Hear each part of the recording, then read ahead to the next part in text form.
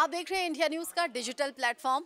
Big boss season से जुड़ा हर update हम आप तक वक्त वक्त पर पहुंचाते रहे हैं। अभी पिछले ही हफ्ते चूंकि सभी के घर वाले आए थे और एक इमोशनल वीक रहा है ये वाला, और उसमें अलग अलग इमोशंस सभी के घर वालों से जुड़े हुए नजर आए। लेकिन अभी कुछ लेटेस्ट अपडेट मिल रहे हैं कि सभी के घर वाले कुछ ना कुछ फीडबैक बताकर गए हैं। तो उसका असर अभी आने वाले टाइम पर क्या देखा जाएगा। और खास इस वीकेंड पर रहने वाला है, करण जौहर पहुंचेंगे और मेरे साथ हैं अंजलि और कशिश, जो खास तौर से बिग बॉस फॉलो भी करती हैं और बिग बॉस से जुड़ी हर खबर इन्हें पहले ही मालूम होती है।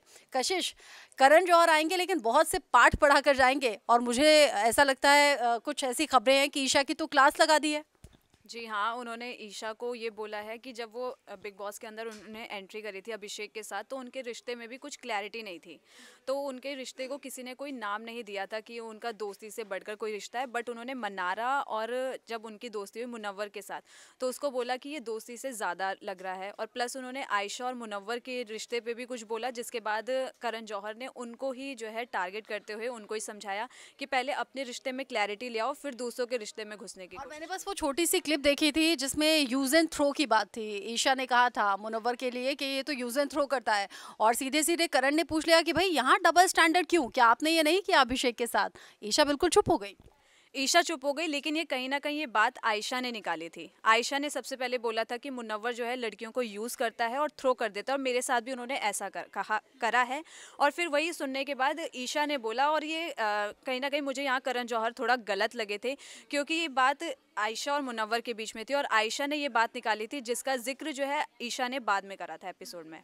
लेकिन अच्छा, बिग बॉस में जो जोड़ियां हैं और जो यहाँ पर सेलिब्रिटीज़ पहुंचे हैं, मुझे बड़ा दुख होता है। मुझे लगता है अंजलि को भी इसमें इन्वॉल्व करना चाहिए। जिस तरीके से अंकिता और विकी जैन को हम बिग बॉस के घर से बाहर देखते रहे, दोनों लविंग कपल, एक दूसरे की इतनी केयर करते हुए, बॉन्ड बहुत मजबूत, लेकिन जब से यहाँ पर आ रहे हैं रिश्ता कमज़ोर कमज़ोर कमज़ोर ही होता जा रहा है। करण ने यहाँ विकी को भी बोला कि भाई अगर आपकी मम्मी आकर अंकिता को कुछ बोल रही थी तो आपको एज अ हस्बैंड उनके पीछे स्टैंड करना चाहिए था, लेकिन उसके बाद भी कुछ खटपट दोनों के बीच में हुई है। क्या अभी और फाइट होंगी?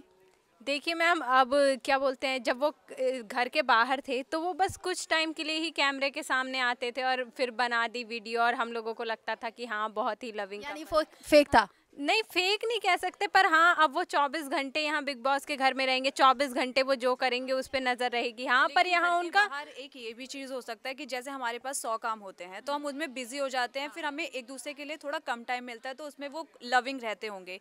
लेकिन अब बिग बॉस में उनके पास कोई काम नहीं है सिवाय एक दूसरे की शक्ल देखना, तो उसमें लड़ाई और ये सब होना मेरे हिसाब से एक कपल के बीच में नॉर्मल है। यानी बिग बॉस का वो घर जहाँ पर पेशेंस जवाब दे दिया करता है और अंदर जो गुस्सा कहीं छिपा होता है या फिर कभी भी बाहर नहीं आता, वो एक जो पर्सनालिटी है वो यहाँ पर निकल कर सामने आ जाती है।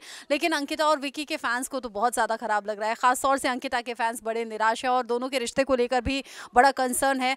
और अब जिस तरीके से अंकिता की सास यानी कि विकी की माँ आकर सुनाकर गई हैं, या फिर इससे पहले भी जैसा आकर बोलकर गई, अंकिता बड़ी टूटी बिखरी सी है। रिश्ते पर असर नहीं होगा क्या, या फिर बाहर आकर सब कुछ ठीक हो जाएगा?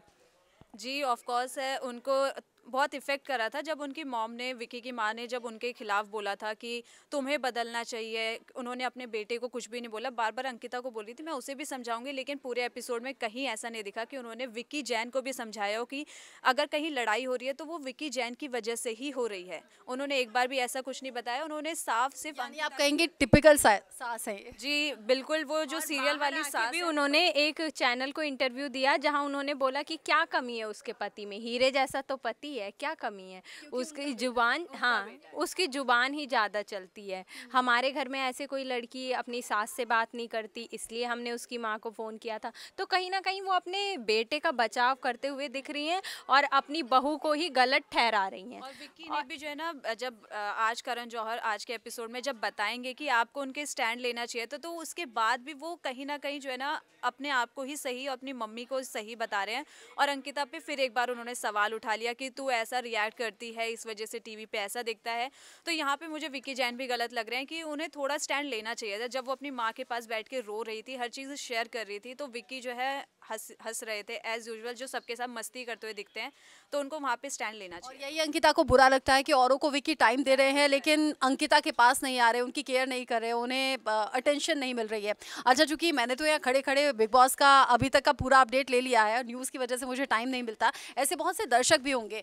चूंकि आप लोग बिग बॉस फॉलो करते हैं तो आपको क्या लग रहा है टॉप 5 में कौन से वो चेहरे होंगे जो जाने वाले हैं और कौन है जो नहीं डिजर्विंग है?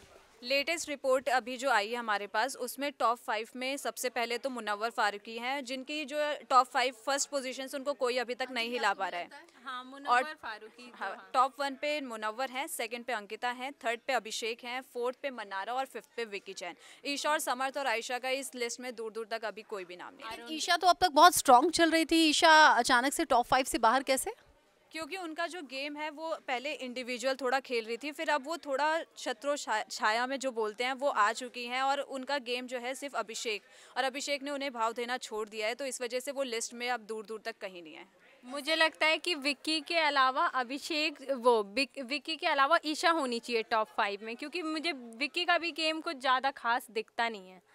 तो लेकिन वो तो गेम के ही लिए अपना रिश्ता तक दांव पर लगा रहे हैं। हालांकि देखते हैं तो जो विक्की को फीडबैक मिल रहा है, जितने लोग बाहर से आ रहे हैं, सिर्फ उनकी फैमिली नहीं, बाहर के लोग भी जो आ रहे हैं, कल ईशा के पापा आए थे, उन्होंने भी यही बोला कि अगर इस गेम में कोई टिक सकता है तो आपका गेम बहुत अच्छा जा रहा है, और उनकी ग्रोथ भी काफ़ी हद तक दिख भी रही है। काश की रिश्ता भी उतना ही अच्छा जाता। टिक जाए, घर के बाहर टिक जाए, अभी तो कुछ कह नहीं सकते। क्योंकि अंकिता कई बार गुस्से में कह चुके हैं कि मुझे सोचना होगा, हमें ब्रेक लेना है क्या, या फिर बाहर जाकर देखूंगी, सोचूंगी, फैसला करूंगी। तक के लिए बोल दिया है।